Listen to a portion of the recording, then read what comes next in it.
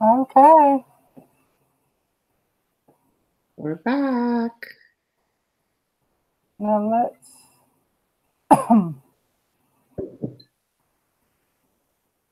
So we are live. Yes. So I'm gonna go back on my phone here. So I have to go to your channel now. This isn't confusing at all. Right. Hey, at least we both get a live on both of our channels. So 2 videos for the price of 1. All right. I put on the chat that we're on my channel now, so I don't know if anybody's still on the live. Okay, I'm trying to find your video now so I can join with the, and it's not making it easy for me to find it. So, scariest movie you ever saw while we're waiting? Scariest movie I've ever saw. That's a hard one. I have no idea who's watching or anything.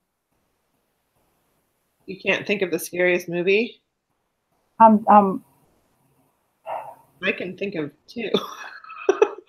One for me. Yeah, I don't see. Oh, there was one. It was an Exorcist movie, and I don't remember what the name of it was. But the girl was like in the basement on a bed. Oh, was that Exorcist? I don't think it was Exorcist. I think it was like The Haunting of Emily or. Oh, yeah, I remember that one. Something like that. It's interesting when I go on my phone and I try to find our live. Oh, I found it. It told me that I was still live on my channel. So now I've got to find so weird. Anymore. The scariest movie I ever saw was Fire in the Sky. Have you seen that? Fire in the Sky? It's about alien abduction. The scariest movie. I had never actually physically thrown up before when watching a movie until I watched that movie. It made me throw up because I was so scared. Not because it was disgusting, but I was literally so scared. I threw up. Yeah. Here we go. I found it. I got all right. All right. We're back. So yeah, it scared me that much. I literally, like, I think you described that where you like, you're so scared you like jump. I like jumped out of a chair and like jumped across the room and threw up. Like that's how I reacted to that movie. And it was like, it was about this guy in like I think it was like the 1970s. It's like based on a true story. And he's like in the middle of the country driving and his car just like shuts down. And then there's these lights and he gets abducted and they show like all this horrible stuff. And my mom was like watching it and eating popcorn. And my reaction was to like vomit and be terrified. And she's like, this is nothing. Wow. Yeah. So, and then the other movie that scared me almost as much as that was Serpent and the Rainbow. Have you seen that? No, I have not. Oh my God, those are 2 scary movies to watch. And that was from a long time ago too, but it's about like somebody getting basically turned into like a zombie in Haiti or something. Yeah. So that missing key got me too. Because the buried alive thing freaked me out. Like somebody being buried alive. I didn't like that. Yeah, a lot of, like, I don't like watching movies by myself, and like nobody now that is around will actually watch a horror movie with me. Right. So I don't really get to watch them too much anymore, unless I brave it myself. And right. I was watching The Haunting of Hill House the other night, and I was really scared. You haven't seen it yet. I don't want to ruin it for you, so I won't mention what scared me. But my way of coping with it was, the day before, the way I coped with it was to watch it when everybody was out while I was doing dishes. So I was like multitasking and distracting myself. But then the next night I couldn't do that because it was late at night. And so I started messaging my friend on Facebook so I could like distract myself from it. It was like my way of dealing with the fear. Distraction worked really well. So, and Starlight Spellsinger is on the chat, and she says claustrophobia freaks her out. I totally get it. Like also the scene in Sixth Sense where he is in that closet and he gets locked in with a ghost. Yeah. Remember that scene? That's freaking scary. Oh my God, that's scary as all hell. Mine's heights. I have a real fear of heights, and I would say not necessarily. My reaction was to now you can hear me because I turned it on. Talking about vomiting. So you're afraid of heights, like from your own experience, or just like intuitively, kind of you've always been afraid of them? It's kind of always been afraid of it. And what really sent it over the edge was here in Memphis. There used to be a water park. It was like, they had the big water slides and everything. Oh man! I slipped at the very top of one of those slides. Oh. And I thought my butt was gone. But I was afraid of heights even before then. It just intensified it. Right? No kidding. Oh my God. Oh my gosh.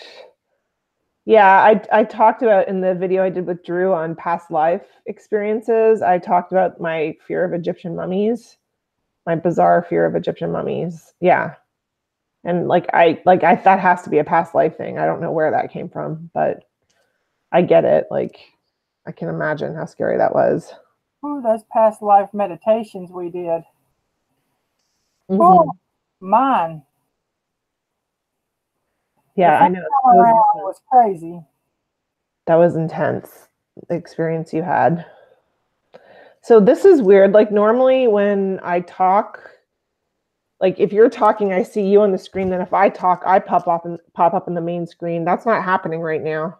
I don't know what's going on, but it says we're live. So I'm assuming people can either hear me or see me or whatever. Doesn't matter. Hey, chat room, are we still good? I know there's a delay with the chat room. Yeah, there's definitely a delay, which is fine. Normal. I just couldn't even imagine doing this with like 100 people in there, though. That would be confusing. I get like deer in the headlights with it. Like, I can't read what a bunch of people are typing in. I don't know how people do it. It's a talent, I guess. But you can see us. We're talking. We're fine. Okay, good.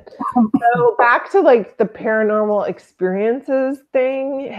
So you talked about how you guys went on the bridge, like kind of intentionally. Have you ever had any other experience where you've like kind of intentionally sought out an experience like that, other than that bizarre one where you lost 2 hours? No. I'm a scaredy cat, and I don't intentionally go seeking the our Casper friends. Right. The reason. Sorry, go ahead.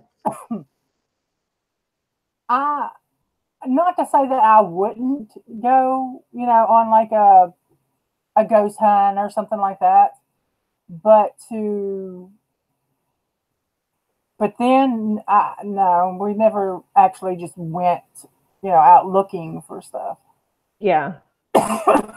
The reason I asked is because when I lived in Colorado, I lived like not that close to, but relatively close to the Stanley Inn, which is the inn that inspired The Shining. Again, The Shining.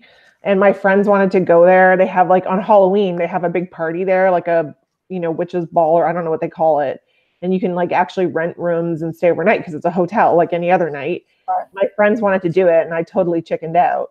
Like I was like, no, I'm not. There's no way I'm going to that hotel, like this super haunted place that apparently like was inspiring for a reason. I'm not going to stay there. I think I would do that. Really? I think I would do that. There's a hotel here in Arkansas that I've been wanting to go to. It's called the Crescent Moon. It's in Eureka Springs. I like the name.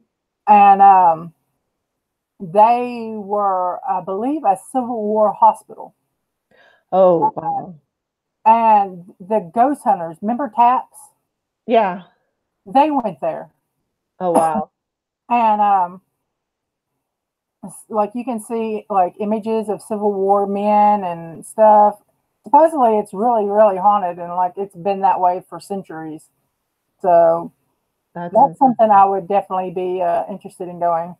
And I just got done watching a Travel Channel show about haunted places in America. Right. And there's a place in Memphis called Ernstine's and Hazel's. And it's a bar. And as soon as my husband gets back in town, I plan on telling him, I want to go there. I was in this restaurant in Toronto. Do you guys have the Keg Steakhouse in the US, or is that a Canadian thing? No, we don't have it here. Okay. So there's a restaurant chain called the Keg, and it's like a steakhouse chain. And at one point in Toronto, the Keg franchise owned this big mansion in downtown Toronto. It was a Keg restaurant, and it was supposed to be super haunted. And I was there, and like, so the story comes out with the waiter or whoever that one of the hot spots for, people seeing or experiencing things was the women's bathroom. And me being who I am, like I really am a chicken shit. So of course I was having wine or something. And over the course of the meal, I had to go to the bathroom, and I was like really scared to go, but it finally got to the point where I really had to pee. So I went in there, and I've never been more scared in a bathroom in my life. Like I just like, I don't remember that I actually experienced anything, but I was so freaking scared. I was like in and out of there. I don't think I could do that. I really don't. I don't know if I told you this story before. So this is a story that I love. There was this article in a Canadian newspaper. There was this woman she was a politician, and she stayed in this hotel. I think it was in Alberta, that is like renowned to be like the most haunted hotel ever. And there was the one room, kind of like that movie. What was it? Room whatever with what's his name? John Cusack. Yeah, I remember right. That. So this is like a typical cliche. This woman who's this like hard-nosed politician who professed to like not believe in anything paranormal. She checks into this hotel, and they're like, well, we only have room whatever, 317 left or whatever. And they explain to her that it's this haunted room. And she's like, well, I don't believe in any of that stuff. I'll stay in there. Then apparently, and there was this whole article in the newspaper, apparently at like 2:00 in the morning, she came screaming out of the hotel room. And the next day they interviewed her, and she explained that she was sleeping. And it's that classic where she felt somebody like sit down and touch her kind of thing. And she jumped up and ran out of the room. And she said, like, I'm literally completely changed my mind. I completely believe in this now. And they interviewed her and everything. And I love that story, because it's like, she went from saying, oh, that's a load of crap, I'll stay in that room, I don't care, to like running out in the middle of the night, screaming her head off. Yeah, I think I would have probably ran out screaming too. But it's so funny how it's like, oh, I don't believe in any of that. And the next day she's like, I believe in it all. So I think I kept that article, but I don't know what happened to it over the years. I clipped it out and kept it at some point. I don't know what happened, but I love that story. Because it's like, if that doesn't make you believe that there's got to be something going on, then I don't know what would, Right. But I try to watch and read as much as I can about like the paranormal and different types of hauntings, and about the limestones and residual hauntings and intelligent haunts, and just I find it fascinating. Yeah. And the people that ran that Toronto Ghost and Research Society, they knew about all that stuff. Like they knew about all the equipment that they used to, do actually test on sites for, what is it? EMF. Yeah. And all that. They knew about all that stuff. They were hardcore into all the kind of Ghostbustery science side of it, which never really I wasn't good with that kind of details, but they were really into all that. But I find it very interesting. Yeah, I wouldn't. Starlight Spellsinger said she would check in to the haunted hotel. Like, I don't know. When I was faced with the opportunity and my friends were like booking it, I was like, I chickened out at the last minute and I wouldn't do it. And one of the people that wanted to go was actually a psychic medium. And she said she'd been there before and that she'd actually experienced, like, it was really super haunted. And I'm like, I can't believe that she would want to go somewhere like that. But, she's braver than me. I don't know if it's a sensitive, like, I don't know if people have to be sensitive to that type of like ghosts and spirits and stuff, or if it's just random, because some people just they never experience anything their entire life, Right. So it makes me question, well, who gets that lucky card? Right. And like mine, I know I saw things when I was little, then like nothing happened. And then Right. when I was, 15, 16, 17, and living in those apartments, it happened all the time. And then it seems like now that I'm older, it doesn't really happen anymore. Yeah, I can kind of relate to that too. Yeah, I mean, and that's, I mean, from my perspective, it would kind of be good to not be sensitive because you could be like, yeah, I'll buy the murder house at a discount and live in it and have no problems. Whereas for me, like when we were house hunting, I would go into a house and it would be like a nice house, there'd be nothing wrong with it, but I just could like feel the energy and I'd be like, nope, I don't want to live here. And luckily my husband like gets that, so he wasn't like, what's wrong with you? But so Starlight was asking if you've ever used dowsing rods and what your experience has been with that. I personally have not used them. I know people in the like my father has property in the country in Ontario, and I know some like of the local people that there's a dowser that looks for places to dig a well, but I haven't. Have you tried that? I have never. I have not, but I have heard of people using dowsing rods to look for different types of metals, gold. They use it not just for Water. Yeah, they use it for a lot of different things. Hmm. So obviously it works, I guess, or they wouldn't be using it. Right. But I personally have never used anything like that. My pendulum kind of scares me enough already. I don't have a good relationship with my pendulum. I'm kind of scared of it. It's weird. I have this like weird. It's weird because I have no problem with tarot, but my pendulum kind of scares me. I don't know. It's bizarre. I've told my husband he is not to read my tarot ever again. Oh, Every time he reads my tarot, I promise you, it's like horrible. And really? I'm like, no, I'm not doing it. You're not reading me ever. Huh. That's interesting. I'm more afraid of like Ouija boards because when I was young, one of the first experiences I had was at a sleepover and people got out a Ouija board and they were screwing around with it. And then I think I told this story too. And then I got up in the middle, it was like a sleepover. I got up in the middle of the night to go to the bathroom and I don't know, I was like 8 years old or 10 years old. I left the door wide open when I was peeing because I was so scared. But ironically, as I did that, I saw an orb go by. So if I'd shut the door, maybe I wouldn't have seen it. But they used a Ouija board. So I have like a healthy respect for Ouija boards. Like you know, I'm scared of those. Yeah, I have used a Ouija board. We used a Ouija board in that apartment I was telling you about. Oh, Could have been a lot of the problems too, because we were young and stupid and didn't know what we were doing. well, yeah, so the metaphysical shop that I've been reading at in town, they had a seance there like last weekend, and the woman who ran it had people do some sort of divination at the end, and one woman they asked her to scry and she apparently got like a huge headache after trying to scry with like a black mirror. And like they didn't equate this to anything, but after that they mentioned seeing like an apparition that they hadn't mentioned before, because they did mention one in like a basement area that they experienced, and it wasn't like they weren't afraid of it or anything, but they just sensed a presence. But then after the seance they claimed there was one upstairs, so I don't know if it like brought something else out. I don't know. Did they not try to ground her and maybe, say if she was just taking in too much energy? Yeah, that we talked about that. Like we weren't sure whether she had tried it before and she knew to ground. That's exactly what we were talking about.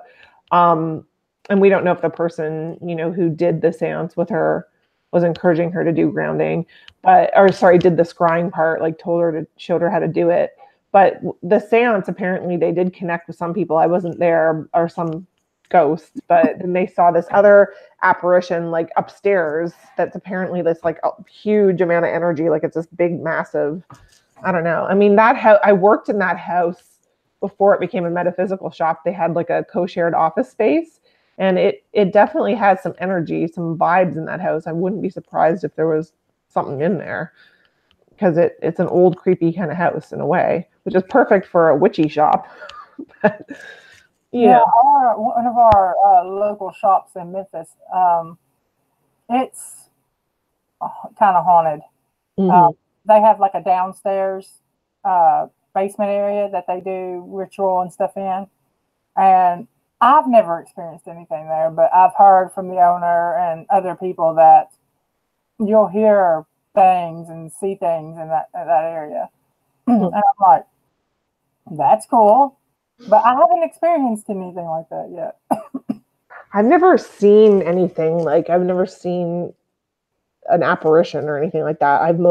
For me, it's mostly been like auditory, like hearing things. There was one museum I worked in, I think I might have mentioned this story, where every time you'd leave, like at the end of the shift, or the end of the day, you'd have to lock everything up. So you'd go to the back door and you'd lock everything. And then as soon as you got to the front door and shut it, the back door would creak open. And like, I attributed it potentially to, like I said, these old buildings and air moving and opening the door. But some other people were sure that it was a ghost. So I had experiences like that. And the energy in that house wasn't good. Like, it felt creepy and depressing. But mostly I've just heard things. Although one time, so I worked in this was the same museum. I worked in one house.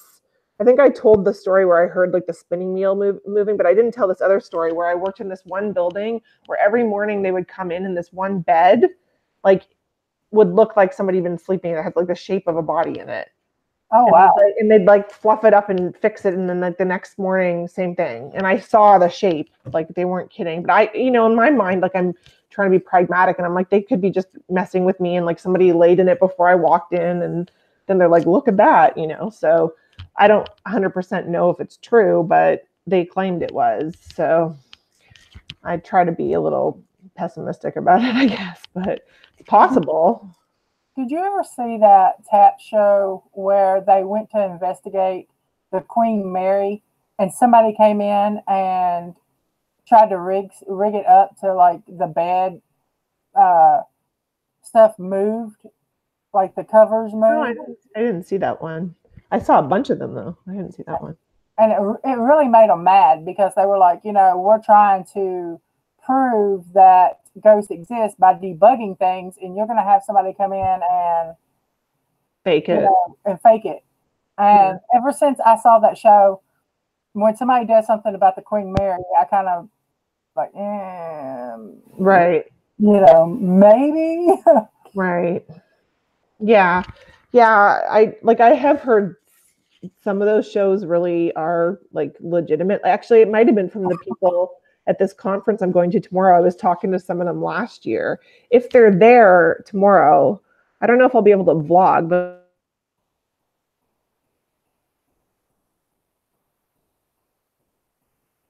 Uh-oh.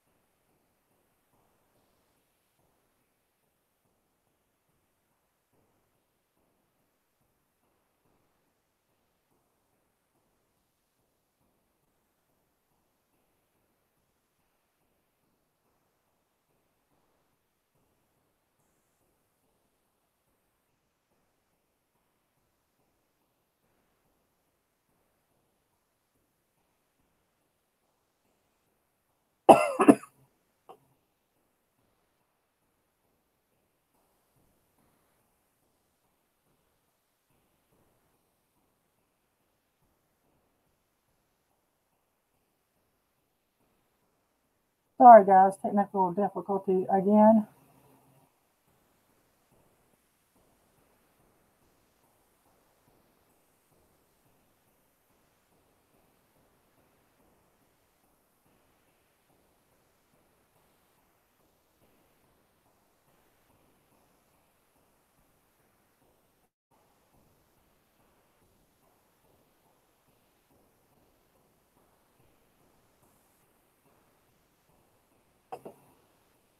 Guys, can you still see me?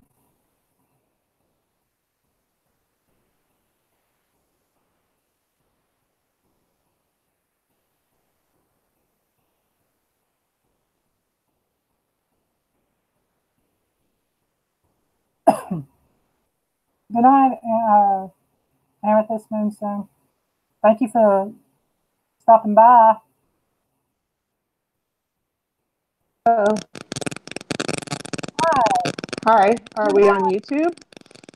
Yes, we're still live. Okay, great. Now I'm on my phone. Like my computer just like it's weird. It keeps. I don't know if it's because I added Chrome and I had Safari and it doesn't like Chrome. I don't know what's going on with it. I don't know. But I'm on my Mac and it worked, so that's why I was like, it should work. Yeah. So I was thinking tomorrow if I see any of those like ghost investigator people, I'll ask them about your time loss thing, if you don't mind. Oh, that's fine. That's awesome. More information. Well, because so here's what happened. So for me, like when I had that flashlight go out, I remember carrying that story with me for years and kind of not really having anybody to talk to about that knew anything about it. So when I finally talked to the guys from the Ghost and Haunting research place, I said to them, this is going to sound like a silly horror movie. And they're like, no, actually, there's a reason why that's in horror movies because ghosts will like take energy from any, resource near them in order to manifest. So it actually is a legitimate phenomenon that the flashlight would be drained of energy. Yeah, because the spirits are trying to pull energy and they're pulling it from the nearest thing. Right. So I want to ask these other people who have the same experience, like in Vermont, if they know anything about your time loss thing, because sometimes some of these people who are really committed to learning about this know a lot about it, like scientifically, and they know about, different phenomenon. So I'll ask them if I get a chance to talk to them. That would be awesome because I would really like to know more about that, because when you sit there and you tell somebody, yeah, like 2 hours of my time was just gone, they kind of look at you like, really? Right. Are you going to put a foil hat on your head and hide in your...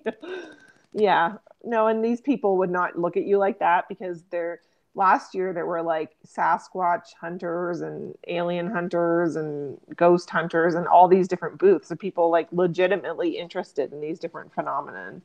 So it'll be interesting to find the people and chat with them and see if they have any thoughts on that, because I've never heard of that before. I really wish we had stuff like that down here.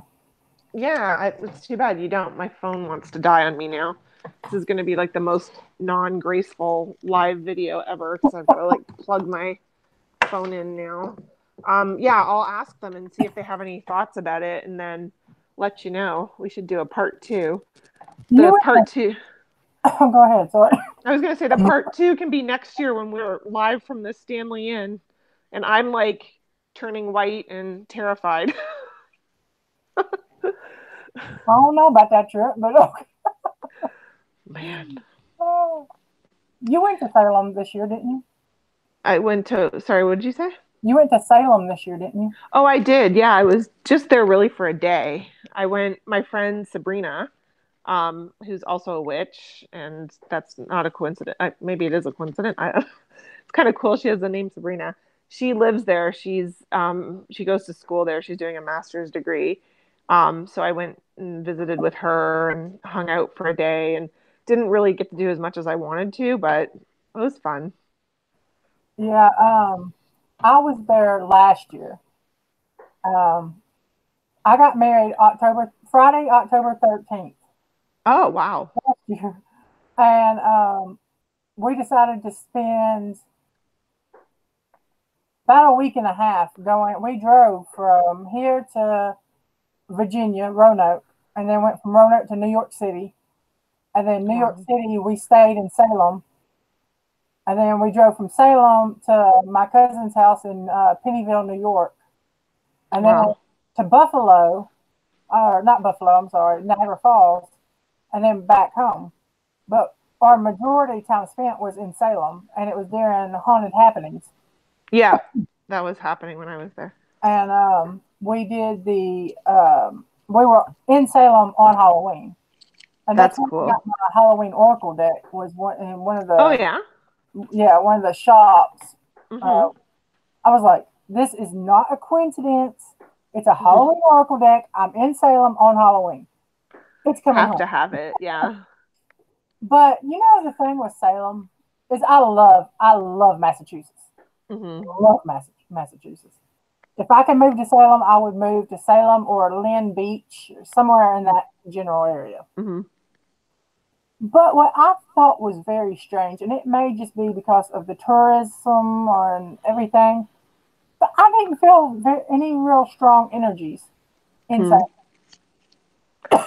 Yeah, I know what you're saying. I do. I think it might have something to do with all the crowds of people. I mean, don't get me wrong. I love Salem. I love to be able to let my witchy flag fly and not have to worry about people saying something, because when you live in the South down here, it's yeah, I can imagine. No, I get it. I wore a big pentacle when I was there. I had a crazy person on the street call me a witch, but I went, which I was like, thank you for the compliment. I went into the cemetery, like the cemetery that's right down near the Peabody Essex Museum. The one where they have the dedication to. Yeah, where the memorial is. And I wanted to leave like an offering. And ideally I would have been there without a bunch of people around, but there was like literally people like ants all over the place, you know, like it was not, probably somebody saw me. I did put like a few little tiny crystals by a tree and like did a little offering for a moment, but it definitely wasn't like a spiritual moment of like tapping into the energy and connecting. It was very like, I get sensitive to crowds like that. And when we were there wasn't that many. I mean, there was crowds, but it wasn't like how I've seen some videos where there's just like people everywhere. That's what it was like when I was there. It was crazy because it was it was a holiday weekend. I can't remember which, Columbus Day or something. So people were on vacation. So, you know, they had a long weekend and there was more people. They said usually it's not that busy earlier in October, but it was when we were there. And then my friend wanted to go to a haunted house because she worked at not the wax museum. She worked at another museum that was like the wax museum. And they have like a haunted house in the wax museum. So we went into that, and it was one of those things where people just like jump out and like scare you. And there was a warning that there was a chainsaw. Somebody was a chainsaw, and it was like right at the end. And even though we were warned, it scared the crap out of me. And my reaction was to use my friend as a human shield and like jump behind her. So that was pretty funny. That was like, it was like, save yourself, save me, and put her over. So yeah, I was teasing her about that. We went to the haunted gallows. They did a haunted trolley ride. Oh yeah, I saw people doing that. I didn't partake in it. It wasn't like historical or anything. It was more like fun and touristy. I mean, it was good. It was good, but it wasn't what I expected it to be, because I expected it to be more historical and talk about, you know, different things. Mm-hmm. But it was really fun. I definitely thought we got our money's worth. Right. My impression with the history is that they don't really know as much as you would think that they know. Like they can't pinpoint exact locations where things happen. So you can't with 100% certainty go to a place and be told this is where they had a hanging or this is where they buried this person. They don't even really know, because I mean, they wouldn't have buried witches that were executed on, you know, in cemeteries, because they wouldn't have been allowed to be buried on sacred ground, on hallowed ground. So I don't think they know as much as you would expect them to know. Yeah. And there's not a lot of buildings left from that time period. I mean, there's that witch house building, which is legitimately was built It's in for sale. that time. The witch house? Yeah, I saw an article on that a couple of days ago. They were talking about that they've put it up. Really? And I thought that was a historical landmark. I didn't think Yeah, that I was just there and they told me that it was. I just spoke to a woman who was working there when I was there. So that's interesting. But you know, they think the uh, Gallows Hills is like behind the Walgreens. Right. Right. And I didn't get a chance to go there. I didn't get a chance to go to the Pioneer Village. I mean, I live like a 3-hour drive, so I don't feel like I have to cram it all into one visit because I can go back and forth and I can visit again if I need to. So I was able to kind of take my time and just visit my friend, you know, hang out. So we'll probably go next year, but I don't think I want to go like during a busy touristy time period. Like I'd rather go when it's quieter. Yeah. Because I think the whole like looking at the spots where they filmed Hocus Pocus, and yeah, you know, you can't go into the Dennison house because it's a privately owned home. But I took pictures, you know, of me standing outside it, and went to the courthouse where they done the dance and everything. right. And they said that the girl's house in the movie is there, but I never found it. So I don't know where it's at. Right. I don't know. I didn't do any of that kind of stuff. I didn't have enough time. But maybe next time I go there.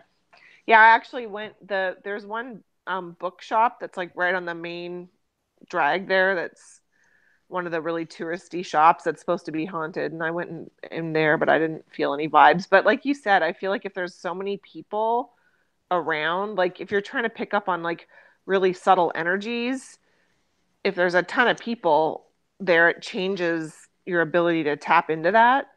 So you don't really pick up on those subtle energies. Even in the graveyard, I didn't pick up on anything, and I don't know if it's maybe just because there's been so many people that's trampled through there, and right. I even laid my hands on some of the stones and just to see if I could feel anything, and I couldn't feel anything. But I did hear that if you go outside of Salem to some of the graveyards there and stuff, you do pick up the energy. Oh, that's interesting. It's almost like maybe the energy has been damaged or, something from all the crowds of people. I mean, it's interesting because I have some graveyard dirt that actually might be able to show you that the people that run the metaphysical shop, actually, let me see if I can get this. They got it from one of the owners who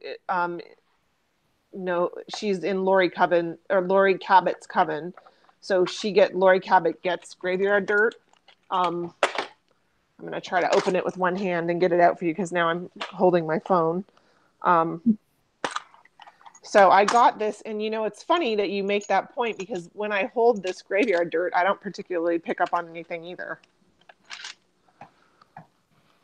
It's just a tiny little vial, and I don't really feel any energies off of it. Because I know there's a cemetery here in Memphis. It's called Elmwood Cemetery. You can look it up. It's the oldest cemetery in Memphis, Tennessee. Wow. And I got family that's buried there. And you can, as soon as you walk over this bridge and into the cemetery, you can automatically feel it. Wow. Like, you can feel the energy in that place. Sure. And, yeah. I mean, there's Civil War people buried there. There's, wow. All kinds of soldiers and stuff. And I don't know what the oldest date is in the cemetery, but I know it is the oldest one that's in Memphis. Wow. And you can feel the energy.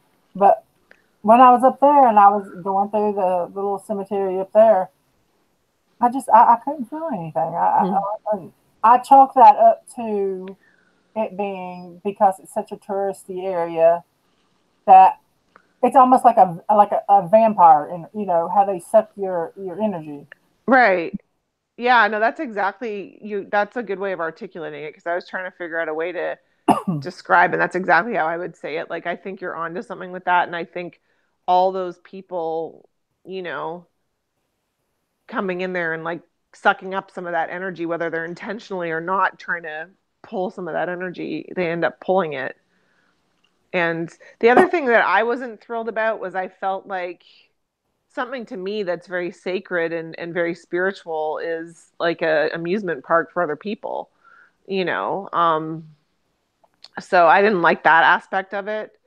Um, because I want, like, if I want to go in a graveyard and I want to actually, you know, put an offering or try to connect with, you know, ancestor energy, that kind of thing, but other people are just there for the novelty of it. It's like when I did that video on morphic resonance, he talks about Dr. Sheldrick in one of his articles about how in certain religions that like in Eastern philosophies that you're not supposed to use certain sacred words like lightly, like almost like taking the Lord's name in vain. Like the reason behind that is it takes the energetic signature that's like the sacred energetic signature, and every time you use it in a way that's not sacred, you take some of that energy from it and you dilute some of the energy from it. So it's almost like a similar thing to what could be happening there, where people are not respecting it and not feeding it with that kind of sacred energy. So it's just turned into this kind of empty, you know, shell of what it was. I totally agree with that. Yeah. I totally agree with that. Yeah. I love going there, and I love, like I said, I love Salem. I absolutely love it. It's gorgeous. It's beautiful. It's, you know, the history, not only of the witch stuff, but our national history. Like, I didn't know that Right. the National Guard was invented and instilled in Salem. Right. And, you know, Turner, I think it's called Turner's Seafood. Mm-hmm. That building right there is where the first long distance phone call was made. Oh, I didn't know that. I went to that restaurant. Yeah, we went and ate there, and there's a plaque outside the door that says something like Alexander Graham Bell's first long distance phone call was made in this building. Wow. And I love cool. history. Mm-hmm. And I really enjoyed that. I enjoyed, you know, reading all the plaques on the buildings that, you know, like 1875, and you know, there was one something about women's rights or something up there. I love that area. So when I say I don't feel the energy, it's not taking. I don't want to try to take away from the space, but I also want people to be realize that it's not just the witchy stuff. I mean, if you're going to feel, you know, a connection or to feel the energy of the place, you're going to be disappointed. I agree. Yeah. I had a funny experience there. I was walking down near the wharf area, near where like Seven Gables house is. And you probably saw this too. There's this old building that looks more like the 19th century, and there's a placard outside of it that says like, I can't remember the wording, but it was like a home for elderly women, essentially. But it had more. What I was talking about.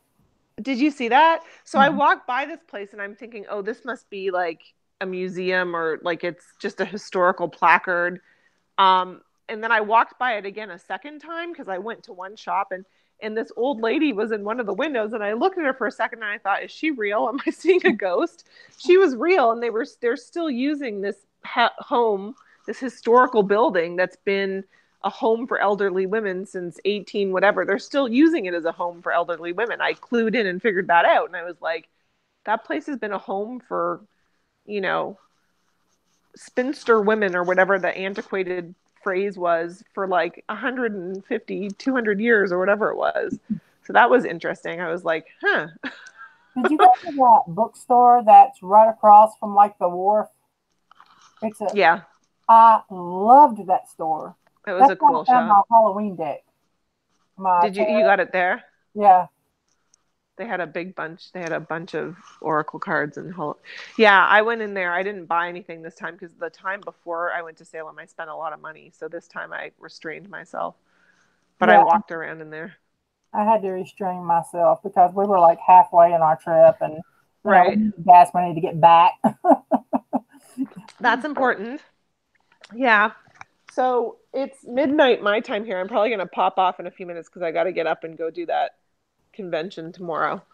But this was really fun chatting, and I will inquire when I see the ghost experts on your experience and see if they can shed any light on what happens when you lose 2 hours of time. This was the coolest part of this whole live conversation we had, this experience you had. Yeah, like I said,